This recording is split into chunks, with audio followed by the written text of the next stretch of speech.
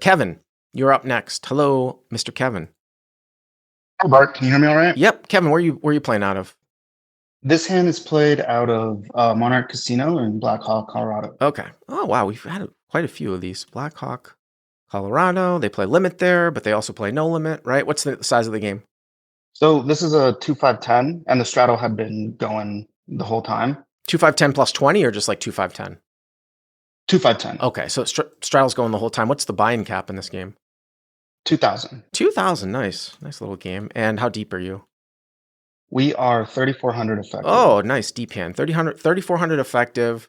2-5-10 mandatory, so it is a straight 3 blind game. So in essence, it's like a 5-10 game, but you're still very, very deep. It's technically not mandatory, but at this table, it was the action table. Everyone's trying to get over there, and I just sat down. I'd run up a little bit of a stack on a different table, and just moved over and hadn't really played too many hands. Maybe like 30, 40 minutes here. Okay. All right, start us off here, Pre. Just a little background: the 3 villains in the hand, because we go multi-way, are all VIPs, and the 2 and behind me in the hijack and the button were very aggressive kind of battlers, young Asian kids. Okay. And so they were just really getting after it, I guess. Okay. Are there a lot of Asian guys in Colorado? Yeah. There's a lot of. They're everywhere. I'm married to one, by the way. I'm not a guy. Okay. Ty. Sure. All right, start us off, pre-flop. All right. So +1 limps. I'm in the low jack with queen of diamonds, queen of spades, and I raise it up to 50. Queen of diamonds, queen of spades to 50 over a limper. Okay. Hijack and button call. The limper also calls. Hijack and button call. Hijack and the button, who you said are battlers, right? Yeah. And the limper is the VIP +1 limp. Yeah. All 3 are. Yeah. Oh, they're all VIPs, but the guys behind you are battlers. Yes. Correct. Okay. Correct. So +1 limper calls. So 1, 2, 3, 4, like 200 plus the blind, maybe 210, something like that. Yeah, that's what I got. Okay. So the flop comes jack of diamonds, 5 of hearts, 4 of clubs. Jack of diamonds, 5 of hearts, 4 of clubs. Okay. The limper checks. I bet 125. Hero bets 125 into 210. So you kind of take, I don't know, I guess it's maybe a little bit, I guess it is like 2/3, excuse me, maybe a little bit over 2/3.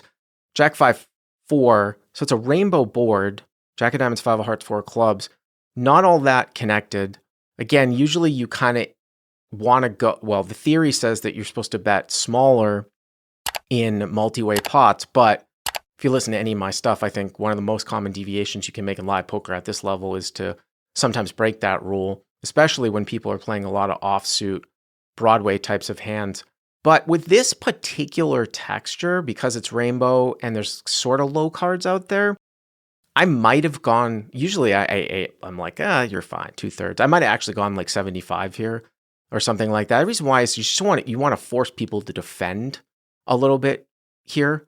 So I might have actually taken a little bit of a smaller sizing. Again, I don't think 125 is necessarily criminal. And if they're VIPs and they're just going to call down and that's the adjustment, then you're making betting larger just because they're calling wider, then fine. Yeah, definitely. And that was kind of my thinking, targeting their Jack X hands because they're playing all the offsuit Jack X. Now, T. Krupta in the live chat says, Mark Goon, of course, Hungry Horse Poker, said he would let the battlers take a stab. That's an interesting one. Did you ever think about checking because these guys were going to fire behind you? I mean, that's how you described them. Sure. I don't know, because they still just have a lot of air, which I guess could turn into bluffs, right? So maybe. But I really just wanted to target their Jack X with 3 of them in the hand. I thought if one of them's got a Jack, I can get some good value here. Yeah, I mean, last thought on that is you do have the advantage of there's 2 of them behind you. So, I mean, just one guy is naturally checked to you. I mean, they're probably going to bet off their Jack X anyways, the stuff that you want to get value from, and you might get some airball bluff equity. But anyways, okay, so you go 125. Yeah, so 125 hijack calls. Okay. And the button puts in a raise to 325.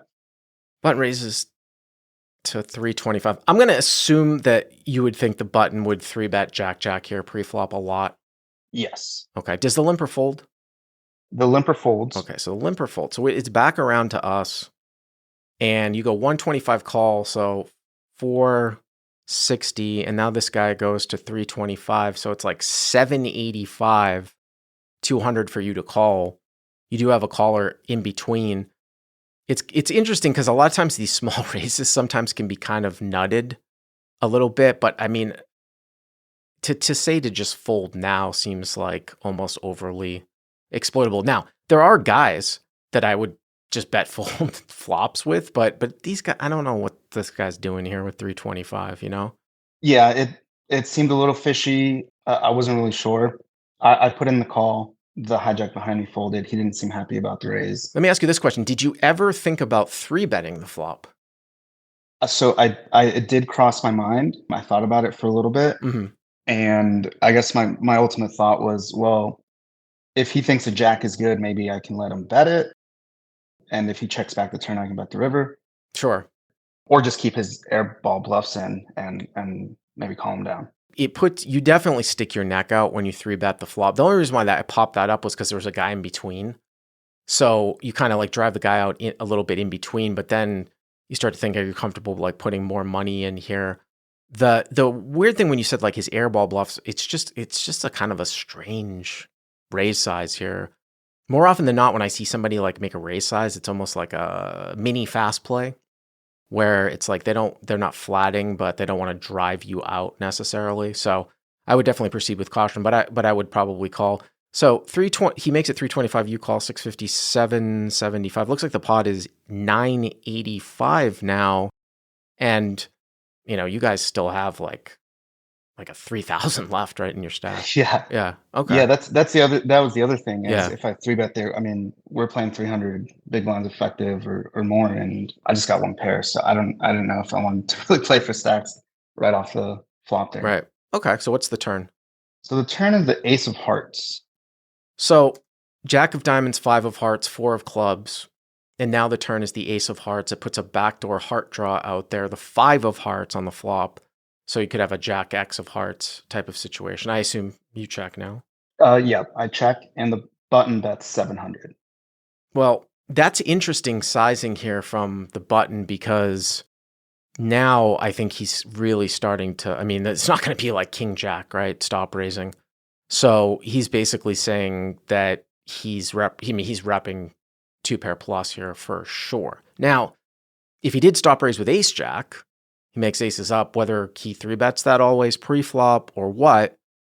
And then once in a while, you get a guy that might make a play here. I'm just trying to think of like, does he ever run into any type of single paired ace? Like if he raised the flop with like ace 3, ace deuce with a backdoor, I don't think you're going to see this type of sizing here really on the turn. So you get into a situation where he's basically saying, all right, well, I've got 2-pair plus, or some bluffs. Now, the question here is, because I don't think the only thing that the ace really changes is if he had ace jack, or if he was raising with like ace 5 or ace 4 on the flop, or if he was playing like deuce 3 suited. I don't know how, you know what I mean? Right. Yeah, exactly. So, you know, it's one of these things where as a gut reaction, I'm sure I haven't even looked at the live chat. A lot of people say, oh, just fold. But I could understand why you might want to continue here if you thought that this guy, you know, had some bluffs on the flop, like 6-7 or something like that. Yeah, definitely. And 6-7 was definitely on my mind as the open ender that he's flagging with on the button there and maybe making a play with. And then, yeah, everything else you said too. I mean, it's ace jack plus that he's repping here, or I guess 2-pair plus. It's 2-pair. It's 2-pair plus. Yeah. I mean, it really is 2-pair plus here, I think. I don't know if he had like 4-5 here, this might be even still might be a little bit of a weird sizing but then again, his raise size was so small.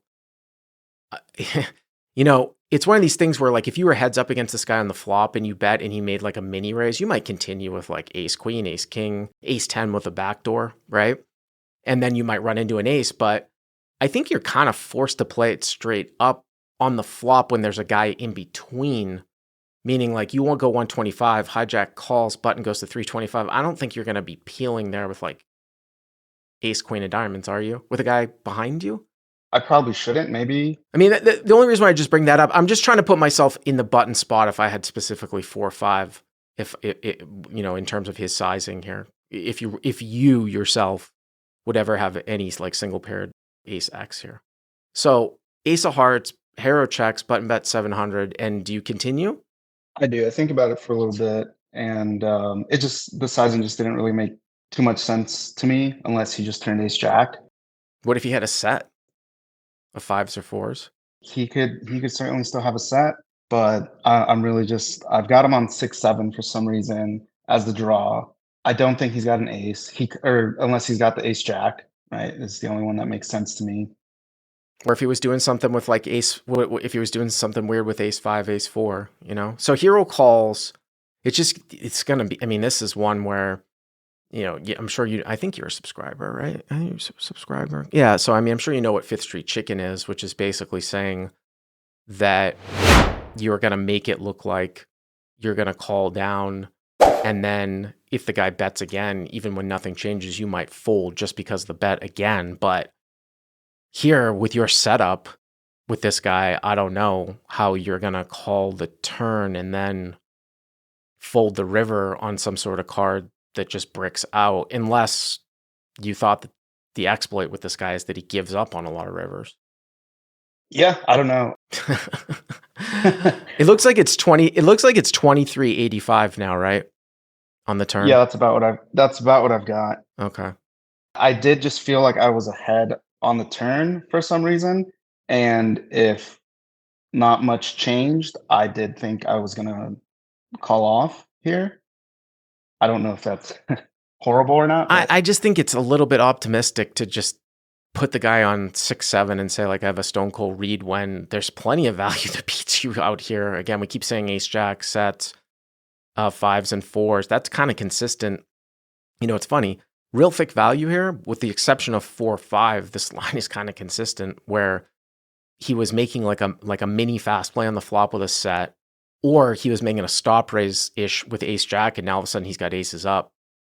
So I don't know, but all right. So 2385. Let's move to the river here. Jack 5-4 ace of hearts.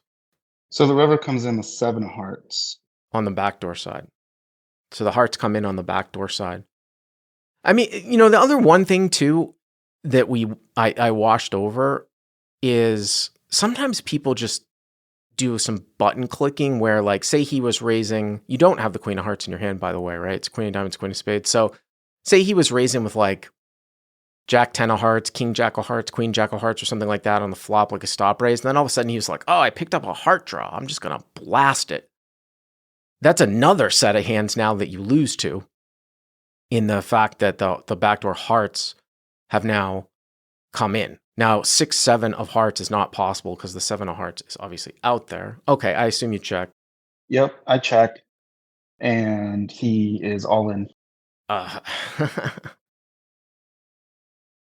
I mean, I can only tell you what this looks like on paper. You've got far better hands, I feel like, to call down here with. You don't even have the queen of hearts in your hand, so you've got no heart in your hand. I mean, you're just like, if you call here, you're just basically praying, and it would just have to be some sort of thing in game where either you noticed something, the guy was on tilt, he was drunk, and you're just like, I'm just going to call down here no matter what ends up happening. So these types of hands are kind of hard for me to say. It's kind of hard to necessarily analyze because something would have to be so far out there for me to get to the end here for showdown. So if you do end up calling here, I think somewhat of a massive deviation.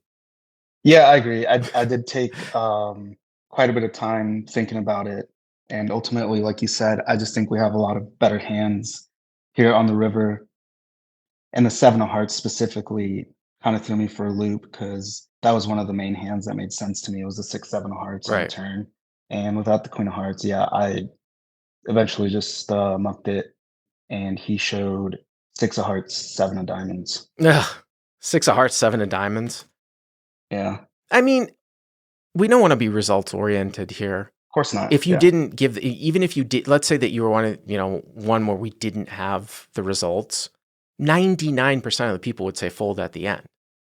So just because he shows up here with 7-6, it is what it is. It's just he's a little bit wide, and obviously he's kind of blasting off, and he's over bluffing, and he got you this time. The adjustment is to call down more often. Although I still don't call here in the spot, even if he's capable of this. I mean, there's just a lot. There are hands where I make hero calls when there's not that much value and the hand doesn't make that much sense. That is not the case here. I think there's still a lot of value, and the hand would make sense with all those value hands. So, Yeah, I agree. all right. Thank you very much for the call. I appreciate it.